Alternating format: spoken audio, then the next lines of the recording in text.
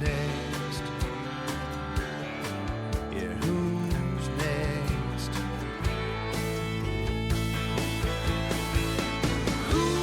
Welcome to The Climb. It's a show dedicated to helping singers, songwriters, and indie artists like you get success and create leverage in the music business. In fact, that's what The Climb stands for. It's an acronym. It stands for Creating Leverage in the Music Business.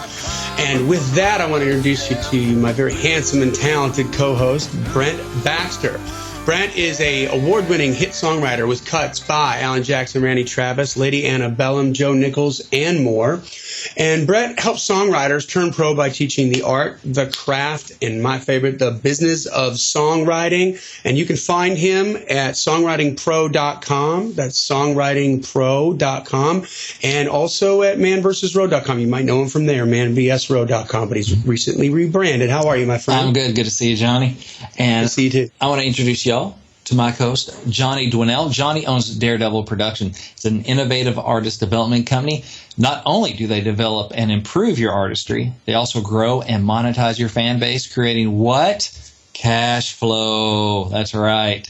Daredevil's worked with multi-platinum artists like Colin Ray, Tracy Lawrence, Ty Herndon, and Andy Griggs, just to name a few. You can find Johnny at daredevilproduction.com. That's production, singular, no S. Hey, Johnny, how's it going tonight? Going good, brother. How you doing? Doing well. I'm excited we get to finish up the part 2 of the 10 fundamentals of creating a viral YouTube channel. That's right. So this is part 2. So if you didn't catch part 1, just scroll down a couple, about 2. It's episode 14. Episode 14, and you can catch that and catch right up. And, we're going to finish it up.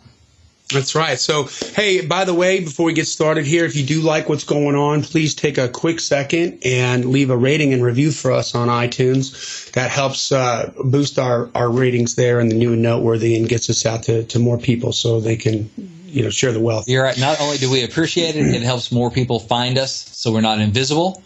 And That's while right. we help you be more visible, you can hopefully help us be more visible by leaving a rating or review.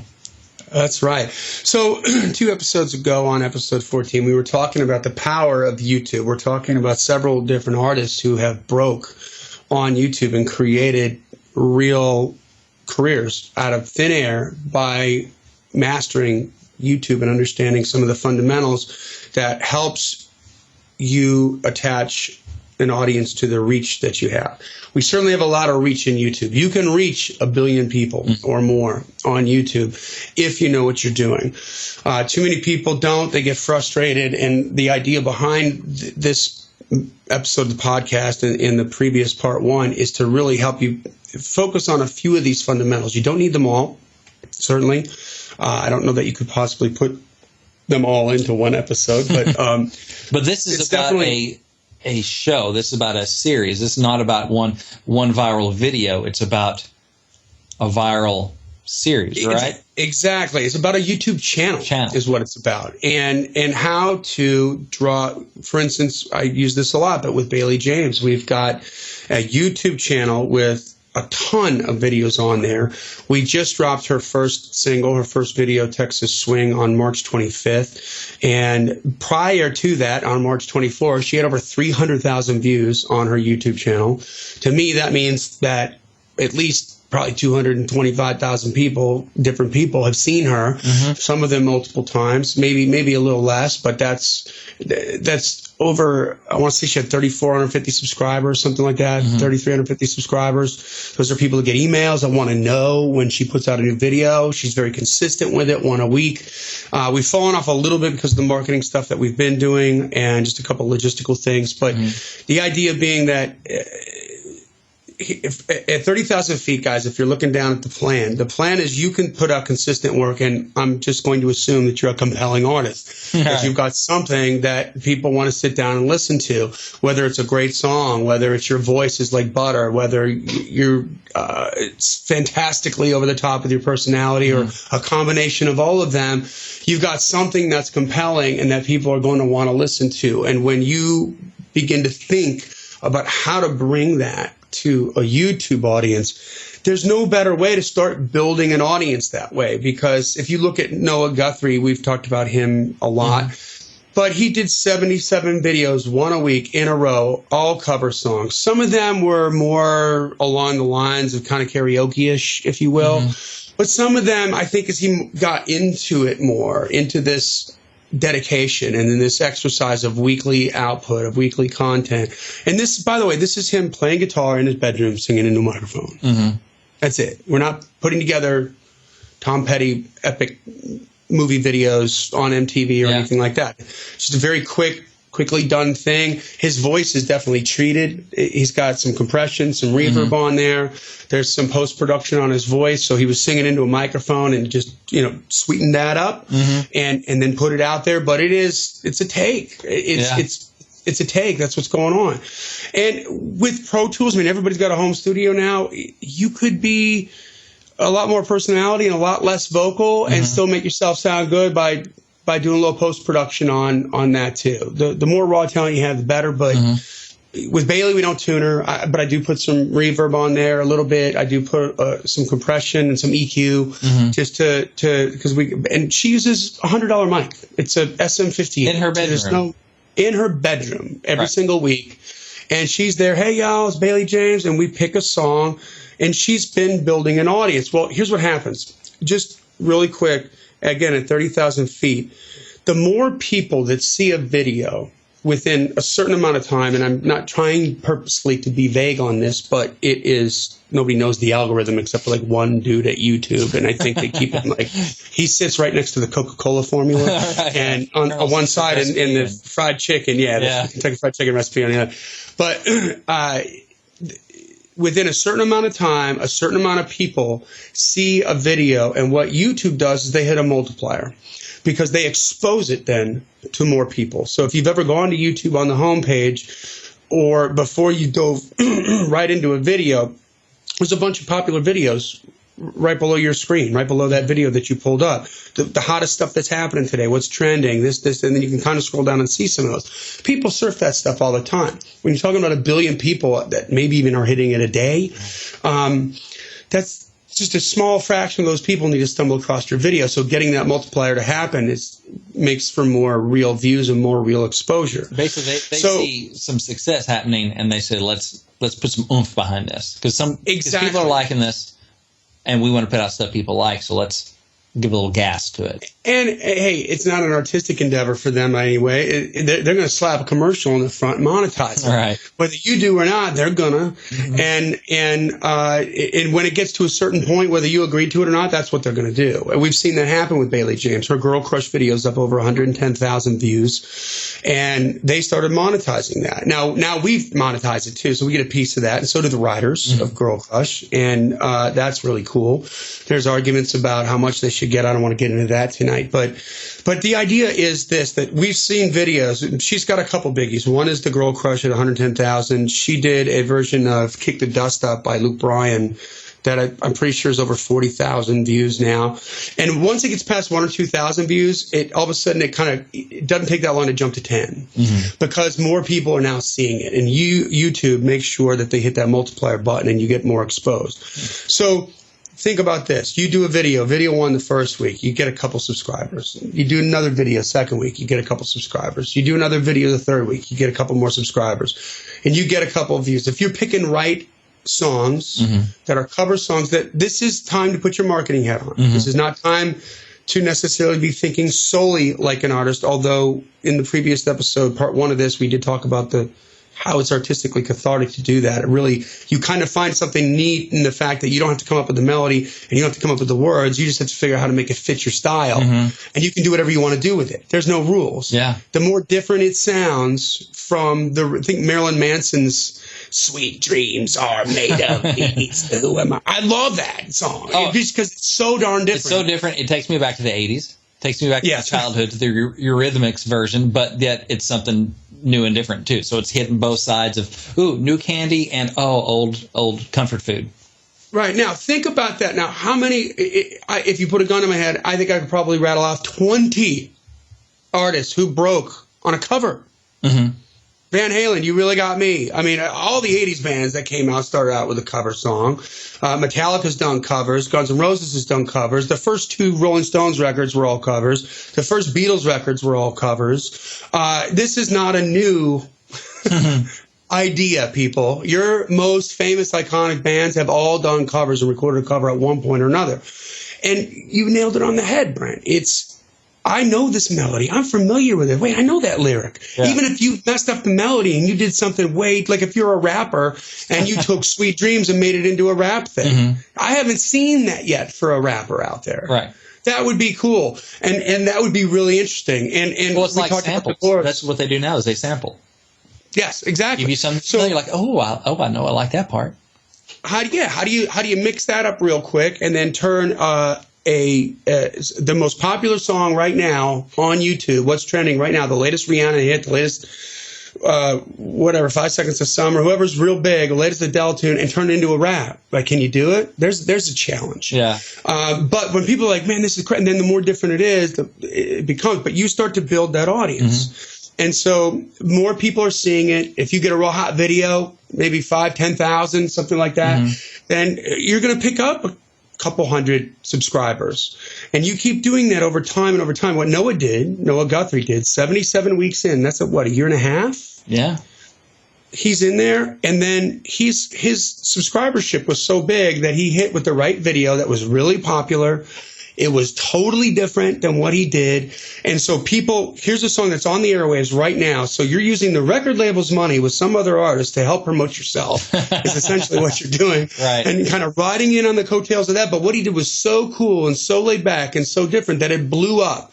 And it went to 24 million views because he hit those multipliers like right away. And then it was so shareable and so interesting. It kept expanding. And I think 6 or 7 million views into that, he puts up a Indiegogo campaign. Hey, I'm going to do a new record. Contribute to my pre-purchase my new record. And I think by 18 million views, he had $100,000. Nice. And then it hit 24 million views. And now he works with the same PR company we're using for Bailey. I mean, he's doing 600, 700, 800 seaters every weekend. Nice. He's a professional musician. Yeah. Gosh darn it. He's out there doing it. And you know what? He did it all from his bedroom. Yeah. And you can do it too. This is so powerful. You can't not do this. If you think you can sing or play, or if you got a vocal group or a harmony group, there are artists out there that make a living just personality wise being on the number one guy on YouTube is PewDiePie. I think he's got over 7 billion views or something like this. Guy made like $5, $6, $7 million last year. Don't ask me how this happens, but this dude plays video games, and he's got a square up in the corner of it where you can see his face, and he makes comments into the camera and shows you how to get to level 35 on Minecraft. I don't get it. But he's got, look at how many subscribers he has. It's in the millions. I think it's in the tens of millions. That ain't working. That's the way you do it. You get your video on YouTube. Video on your MTV. Yeah. So he's cracked the code, and he's getting paid just from YouTube. There's another guy named Social Repose, REPOSE, Social Repose, who just recently burned his personality essentially, but he almost looked like a tranny. He's totally straight, but he just had this, I think, goth 1970s Elton John, this huge headdress with bug wings, and he's black with white face paint, so that's the goth part.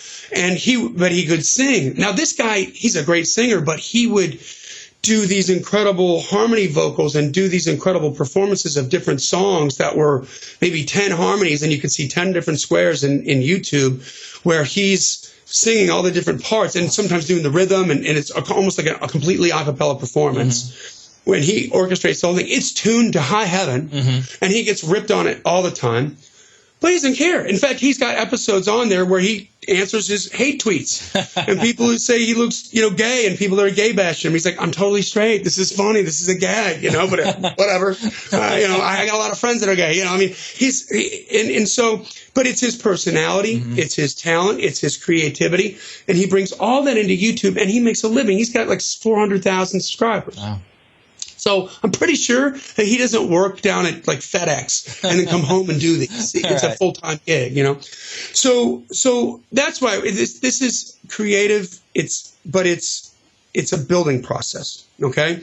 So number 6, the sixth fundamental of YouTube is sustainability. Mm-hmm. Sustainability means it doesn't take 40 hours of your time to make the video. Mm. It means you can knock out 3 in a Saturday afternoon, 3 or 4 in a Saturday afternoon. Brent, you and I are hyper aware of this when we do these podcasts. I don't wear this shirt all the time. No, that's right. That's not what... You're busy. I'm busy, right? You got a family. You've got you're a writer. You've got a lot going on. And I do too. I got several different artists, a whole company to run. But we get together once a month. We knock out 4 episodes in a couple hours time. It's work, there's prep, but then we're good for the month. Yeah. Because it's about being consistent. I want to make sure that this podcast is downloaded into your subscription. By the way, subscribe to, that is one thing I almost forgot to mention. And I just want to break up the thing here. Yes. You can't see all the episodes on iTunes. Of the climb of this show. Unless you subscribe. So already they only have 10 at a time. So at the time that we're recording this, the only ones that have posted are up to episode 12. So there's 2 that you can't get to unless you're a subscriber. So subscribe to it. Mm-hmm. And that way you can go back. If you like what you're seeing and you subscribe, you can get all the previous episodes, which you might not have access to. Episodes 1 and 2, we give away the secret to Coca-Cola and Colonel Sanders' fried chicken recipe. That's right. And so you have to subscribe to that. Right. That's worth millions. There you go. But so sustainability. So I've talked ad nauseum about Bailey James, one shot, cheap mic. She's up there. And guess what? It's her voice. It's amazing. It's killer. And that works. Look at the views that she's got. She's got one with 40,000, one with 110,000, cover song. These are people that are exposed to her, then they subscribe, and now they're aware that she exists. Mm-hmm. So when we go out and spend more money for advertising and stuff, it's not going to be like we got to crack the window for a lot of those people. Right. Someone's like, I heard her, I saw her. Yeah. There's her familiarity that spread. So make it sustainable so that you can do it consistently. Yes. And in order to reach and achieve consistency, you've got to be sustainable. Discoverability. This is a huge one. So this is about the metadata. I recommend checking out the Bailey James account. Check out any cover song. When you pull up the cover songs, you'll see the YouTubers. Well, now that you're aware of them, if you start to look for them, just look at their subscribership. They're called the YouTubers. Mm-hmm. They got 2, 3, 4, 500,000, 1 million, 2 million, 5 million subscribers. These are the YouTubers. A lot of them will do covers. When they do covers, look at how they title the video. Song name first on the cover. Then the artist name of the original artist that cut the song. Then your name, because you're covering the song. And then and it's in that order. So that people, when they're searching for, if you're going to do Adele's Hello, because that, how many hundreds of millions of hits, right. You're going to do that, hopefully before. Like we pick our songs off the Hot 100. I try to get them as close to dropping, as close to when the song, if I'm aware that the new single's coming out, I'll try to get that as close to being dropped as I can. Mm-hmm. Because the earlier you're in the game, the more heat you're going to get from it, the less competition you're going to have. Right.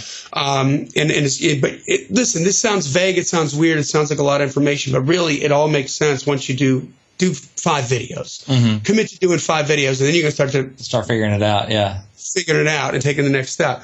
But people got to be able to find you. That's the discoverability process part. Okay, so that was number 7.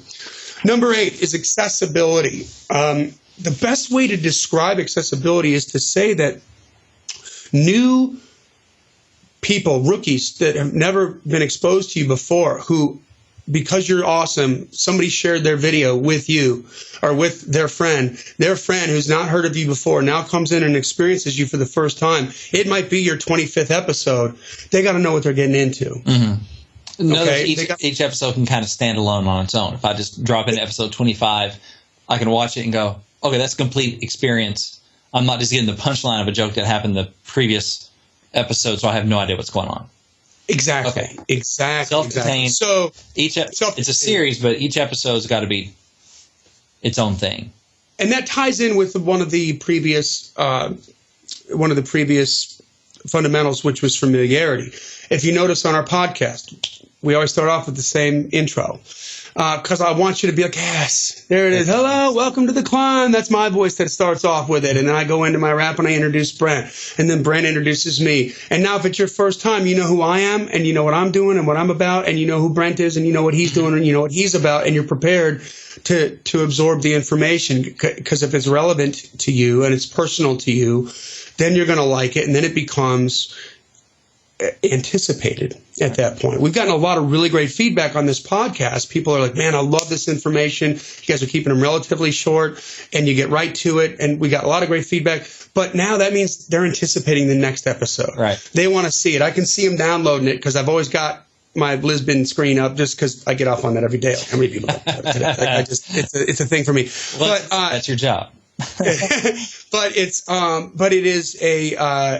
that familiarity that breeds that gets in there, and that's part of the accessibility part of it. So same beginning, kind of same sign off at the end. If you're an artist and you're doing that, don't be fumbling around. Come in with an intro, say who you are, what you stand for, put together that quick little rap, and then end with the same sign off. Bailey's always got this, the fingers crossed. That's become a big hook. We've got TV personalities that she's interviewed with. They're like, what's the hook? They catch on, what's this about? Mm-hmm. She tells them, it's about my bond with my fans and my parents and my God. And that's what that means. And the kids, they do this now. Mm-hmm. So it's become a thing. It's a hook. Yeah, I've seen the Instagram where people are, she post pictures of her fans doing that, and she'll rip them and put them on her Instagram and just a whole collage up and stuff. Yeah. So that's important. So, think about it in a compositional way and put that together that way. Number 9 is collaboration. Now, as you grow your channel subscribership, you can reach out with other artists that are maybe at your level and collaborate with them and get into their pool a little bit. They can get in your pool a little bit and collaborate and grow. That's another way to grow that subscribership. And obviously you want to pick somebody that's consonant with your brand of music. Mm-hmm. Customers also bought. You want to be in that people from that stack. If you like this, if you like my music, you'll also like this person's music, right? That's right. Yeah. Exactly. Yeah. And for me, I think about it too, like in the same way we teach you in the Twitter book to target your audience. Don't think about it like, I totally love Elton John. I've always wanted to open up for Elton John. That would be my dream come true. Well, Elton John's freaking audience isn't going to like your music. That would be fine because you like Elton John, but go to the show and maybe become famous and go meet him backstage or something. If your music isn't like Elton John's. Now, if your music is... Then boom, get on that tour. His tribe is your tribe, right? Exactly right. And this is a tried and true method that record labels have been using since we started making music, since there were record labels, since we started making phonographs. The blues records companies back in the 40s would put a bunch of bands together, Motown, all on one bus, and send them from town to town to town to town before radio was invented, or before radio had musical content. During the 40s, radio was invented, but it was doing episodic content, dramatic and comedic content. It wasn't music. That all went to TV when TV came out, and then radio's like, hey, what are we going to do? Let's play music. And then all of a sudden, boom, the music industry exploded. So the last and final fundamental for you. So my question though, on the collaboration, we can sit on that for a second. Like, what are some examples of that, of some sort of collaboration? Is it I'm going to bring in this other person to actually come into the room and we're going to sing together, and that way we'll post it on both of our channels? Is it that sort of stuff? So what are some other, ways of doing that? Or is it just sharing, do it a share for a share kind of thing? Well, I'll tell you what, we're specifically talking about YouTube. Now we're kind of getting into some broader marketing ideas. But think about what you and me are doing right here. This is a collaboration.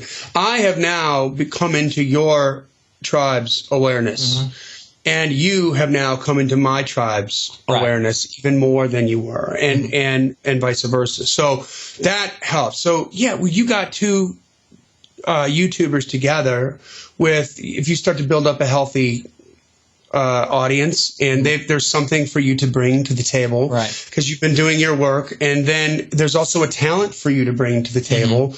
Then what could you do? How could you get it together? You could do it via Skype. You could do it. You could be physical in the same room with them. You could do it via sending files back and forth with each of y'all's Pro Tools rigs and put something. I mean, you know what? The sky's the limit. That is the question. Yeah. That's the right question to ask. How can I collaborate with somebody? Who can I collaborate with? Go find them. Right. Go find somebody to do business with and reach out to them and say, hey, man, I got this going on. What do you think? And I mean, one of my favorite parts of Jimmy Fallon's Tonight Show is when the musical artists are on and everybody's around with those cheesy $2 instruments, the kazoo and the bongos, and they got the crazy glasses on, and they're doing some awesome freaking vocal, slightly rhythmic, with a little Casio, ping, dong, dong, ding, dong, dong, dong, and they got the cheap little beat in the back, and it's just so cool though because it's so well done because the roots are amazing, and it's just so brilliant. And there's these.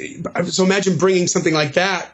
It could be funny. It could be a personality contrast or a personality collaboration that works. It could be a musical collaboration.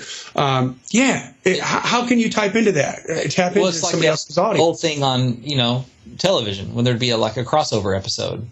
Yeah, when exactly right. Whoever would show up on somebody else's show, or you got the NCIS brands that are one character go over, and then the other one, and the people are like, oh my goodness, so and so Scott Bakula's talking to Mark, whatever, and anyway, so and they do it for what? Why do they do it? Ratings, and to help. Right. Hopefully, you stick and go, oh, I like that brand of NCIS Boise. I'll go watch that next week too, and then vice versa. So it's the same kind of deal. Exposure. Exactly. Yeah, which is totally, I mean, like with us, we're doing this on purpose. Yeah, I wanted, to have a voice in your community. You want to have a voice in mine. And it's great because we, for one thing, it's good to hang out with a friend. And I think there's more energy and there are other benefits to that too. I think we get a better product. But also, there's more reach because you're promoting it, I'm promoting it. And hopefully we can help more people that way. And hopefully if you do it, you can entertain more people that way. That's absolutely right, and that is the idea of it. And then, I mean, outside of that, if you're doing your job and you're list building, like we talked about, and we're going to get into some episodes in that in the future here.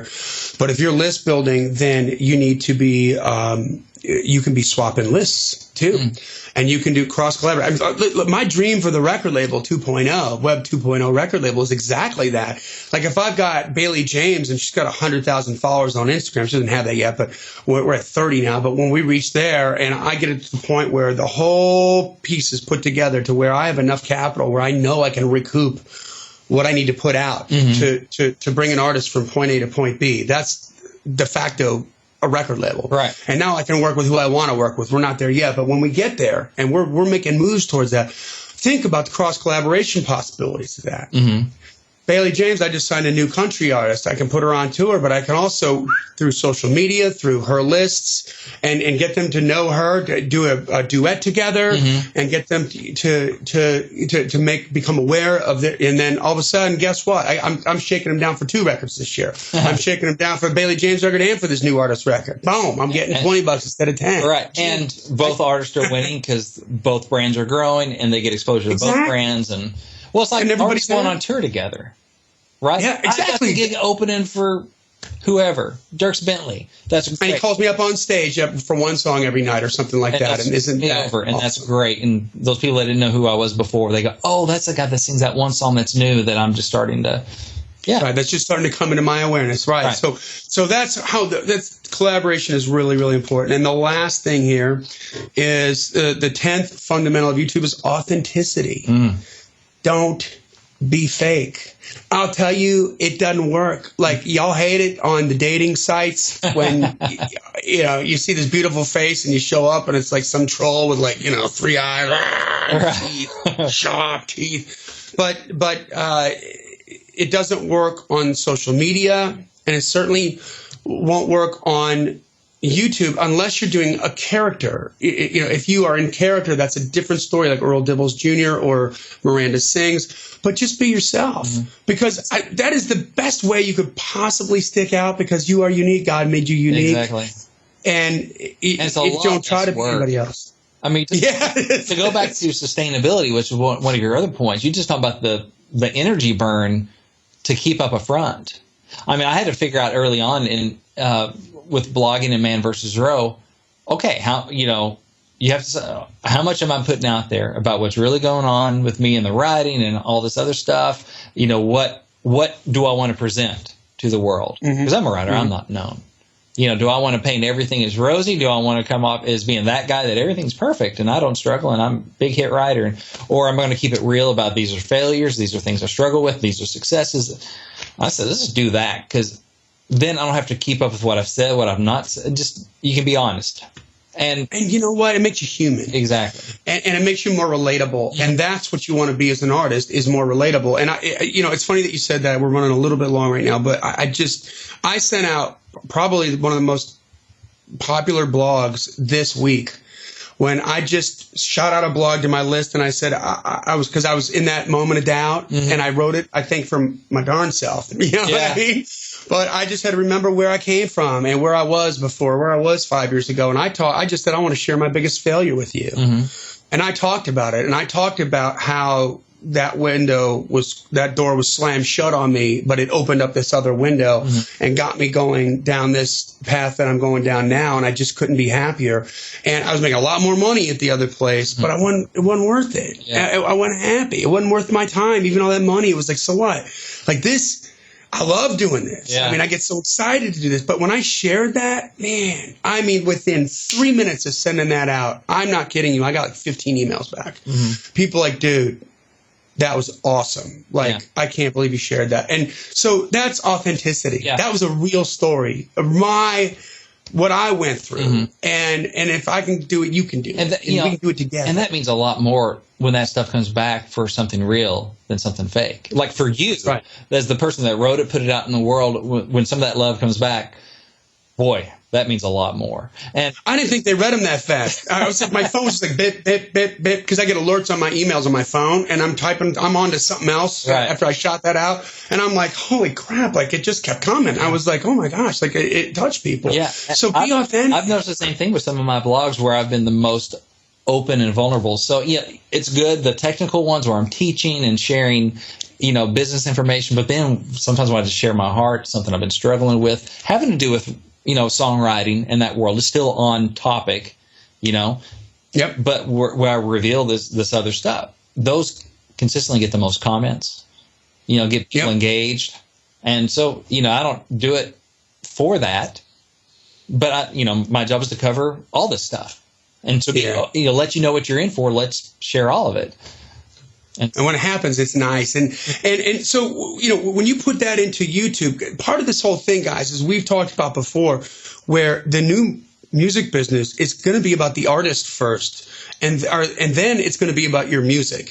They don't want to listen to your music. They don't need to listen to your music. They got all their jams. They're not looking for it. And they don't have radio forcing mind melding them anymore. Radio doesn't have that kind of power to break an artist anymore. So YouTube is the place to go, man, to go be yourself, to be authentic, be quirky, be weird, be funny, blow me away with your voice, blow me away with your lyrics, share your stories and really touch people. And when you do that, they will stand up and salute. You will build a compelling audience and they'll love you. And then when it's time to put your video out, you'll skyrocket it. It'll happen, and this is how you do that. And then these are the fundamental foundation of how you're going to get that viral video, because it doesn't happen with one video. Everybody's like, I see that one video. That happened 10 years ago, like when there wasn't any competition, and we are so far ahead of that now that the idea that you're going to make one video and it's going to be so compelling that it's going to blow up is like winning the lottery. You're going to have to work at it. It's like, how do you write a hit song? Write about 1,000. Yeah, there you go. Yeah. Exactly. And they're little bricks in that house. And next thing you know, you're on the third level and you're flying high. So with that brings us to the end of episode 16 of the Climb. And I made a faux pas I'm sure people are pretty upset about it. I gave the wrong URL for our free darn webinar because I'm a moron. It's howtomarketyourmusic.com. Howtomarketyourmusic.com. You go there. It's a free webinar. We do it every Tuesday and Thursday night. The dates are up there. It's all right there. You can opt in. Check it out. It's live. We answer questions, and we really break down how to get you to replace in a very incremental way. Like, instead of looking at that big elephant, we take it one bite at a time. Here's how you're going to replace your daily income from your job with money from your music and how to make that happen. And it leads to all sorts of real cool things. So it usually runs probably a little over an hour, so some great information in there. And again, howtomarketyourmusic.com. Go and check it out. And that's the end of this episode of The Climb, man. I've enjoyed it. I've learned stuff. Wish I were an artist. So, hey, if y'all dig it, if you got value from this, definitely go leave a rating and a review in iTunes, and that'll help us help more people. There you go. Yeah. So keep on climbing. Keep on climbing. We'll see you at the top. Adios. See ya.